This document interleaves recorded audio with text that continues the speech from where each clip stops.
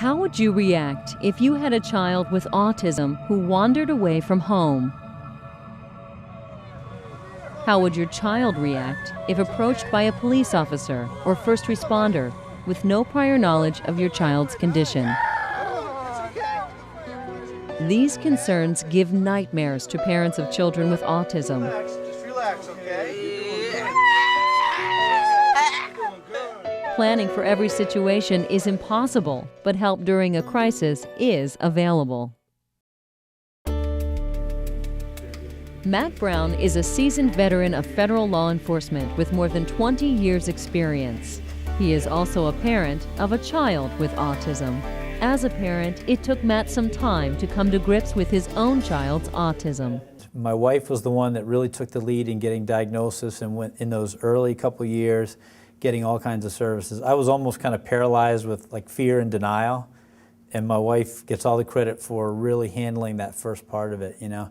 And I felt bad, I felt guilty about that. And I happened to meet a gentleman from Florida who has a son with autism who was training law enforcement officers about how to interact with people with autism, and I was interested in it. I went to a training he did in Boston, and I thought to myself, this is something that I can do. I am a law enforcement officer. I have a child with autism. I want to get involved in this, so it seemed like a really good fit for me. And when I came back up to Maine, I was really excited about the training, and I talked to the Autism Society, and it just so happened that they'd been trying to get something like that together. And I said, well, you know what, this is my niche, this is what I can do. Matt travels the state training police, fire, and emergency medical services personnel on recognizing individuals with autism and teaching how to appropriately interact with them in the field. So what is autism? It's not a mental illness, but it's a neurological disorder. And as I mentioned at the top, it affects each person differently. On this day, Matt is educating officers in training at the Maine Criminal Justice Academy in Vassalboro. The class of officers is trained not only on the fundamentals of law enforcement, but also on specialized topics ranging from identifying people with autism to recognizing people with Alzheimer's disease and other medical issues. The goal is to improve officers' job performance. Everybody at some point in their career gets that aha moment where something happens and it kicks in and they say, boy, this is why they taught me at the academy, to be able to deal with this issue. The challenge for officers who undergo Matt's training is unlearning some previous instruction, because when it comes to individuals with autism, things are not always as they first appear. People with this disorder cannot be identified by appearance alone, because often they look the same as people without autism. It's behavior that the trained officer uses to identify a person with autism. People with autism display with certain characteristics that those of us that are in law enforcement, we are always trained to assume certain things. For instance, a lot of people with autism have issues with eye contact. In the law enforcement community, we're trained that that means that somebody's being evasive, hiding information, or lying. People with autism tend to have processing delays where they can't respond to a question or a command at the typical rate that someone else might be able to do that. In law enforcement, that to us means, hey, you're not following my directions. You know, and we're going to handle that situation differently based upon what's being presented to us. Somebody with autism doesn't necessarily understand things like body space, and that a police officer is going to assume maybe bad intent if you're standing too close to them and their firearm. People with autism don't understand that. Again, the law enforcement officer can handle that situation much differently, you know, if they were to know ahead of time that that's what they're dealing with.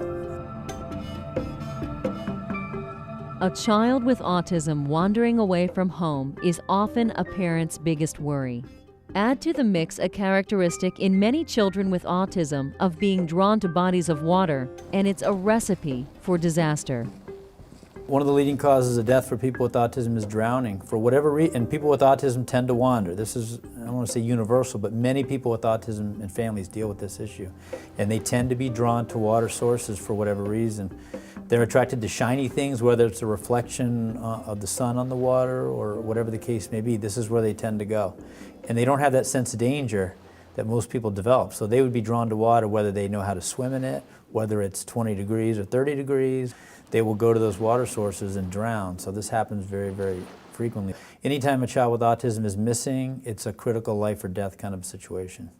Understanding the dangers facing children with autism is crucial for public safety. A new initiative is underway to proactively limit the risks facing families where autism exists. One of the things that we're really pushing through the Autism Society of Maine is to identify themselves to their local law enforcement and fire departments. Let them know that they're out there. We developed an identification sheet for people to fill out on our website that we encourage them to fill out and then to get to the local law enforcement with the idea that when a call comes in, dispatch would know that information, they'd have access to it, they can relay that information to the officer so that as he's responding, he has the benefit of that information, can think about the training that he's had, and then put two and two together. Because the problem is if he doesn't have that advanced information, he's going to see some of these behaviors and assume other things. The person's on drugs, the person means them harm, things of that nature. Whereas if they have the information ahead of time, they can react to what they're seeing much differently. The coastal community of York in southern Maine is known for its scenic beaches and natural beauty. York is also one of the first communities in Maine to use the First Responder Awareness Registry. The process to get a child or person with autism on the registry is simple. What they do very simply is they just contact us, or they can contact the school department and ask for the form. We give them the form, they fill it out, they sign off, and what all the sign off allows us to do is to put their information of the child and themselves into the computer system. They provide their information about the illness, about triggers that calm the person down, triggers that upset the person. And what happens is if a call comes in involving the child's name, the person's address, the vehicles that they own or drive, because some of these people are adults and they do drive. So the minute those things come up, a flag comes up on the computer system and it alerts the officer that this person has special needs. We know what we're dealing with, what we may expect to be dealing with, and ways to calm the situation down. We can start that process before we even arrive.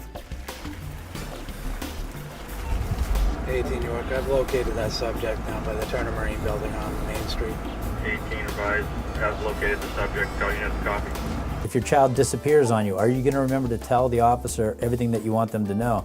Why not have that information already done ahead of time so that when that happens, they've already got that information? We've been really committed to making sure that people have the information that they need to be able to help us and to help him when he's in a bad spot. And you just don't know where that's going to happen anywhere in the community. It could happen at a local restaurant, it could happen in our neighborhood, at the beach, anywhere in the community. I can't say strongly enough, get that information out there so that officers have that information when they're responding to a call so that we can put these two things together and make sure that it's a safe outcome for the officer and for the person with autism. I just want to make sure that I can give you a ride home if that's all right? Yeah. Okay. Why don't we come back here, we jump right in my car if you don't mind. Just you're not under arrest or anything, not in trouble. Learn more about autism online. Visit www.mpbn.net/autism.